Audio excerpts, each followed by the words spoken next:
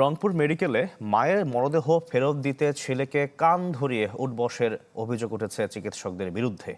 শনিবার রাতে সামাজিক যোগাযোগ মাধ্যমে একটি ভিডিও ছড়িয়ে পড়ার পর শুরু হয় সমালোচনা।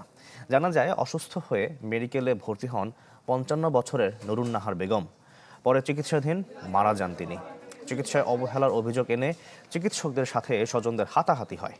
এ সময় মৃত নারীর মরদেহ আটকে বিক্ষোভ করেন চিকিৎসকরা। অন্যদিকে সড়ক অবরোধ করে স্বজনরাও।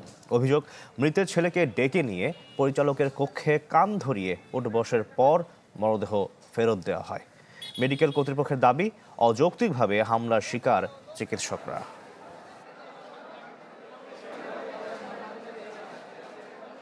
ভর্তি হওয়ার পর ওনাকে অনেকবার অক্সিজেন মাস্ক বা অক্সিজেনের জন্য বলছে বাহির থেকে আনতে হবে। সারাদিন সারা রাস্তায় বাইরে বাইরে বসে থাকি, এই এখন আসতেছে, এই ছাড়তেছে, এই লাশ দিচ্ছে। কোনো ডাক্তারই কিন্তু আসলে কখনোই চায় না যে রোগী অবহেলায় মারা যাক, এবং সেখানেও সেটা চায় না। কিন্তু এক্ষেত্রে রোগীদের আত্মীয়স্বজন যেটা ব্যবহার করেছে সেটা কোনোভাবেই কাম্য না, এবং কোনোভাবেই এটা মানে একজন ব্যক্তি হিসেবে, এটা সচেতন নাগরিক হিসেবে এটা কোনোভাবে অ্যাকসেপ্ট করা যায় না। কি বুঝলেন ভাই? অনলি যেটাই চাই।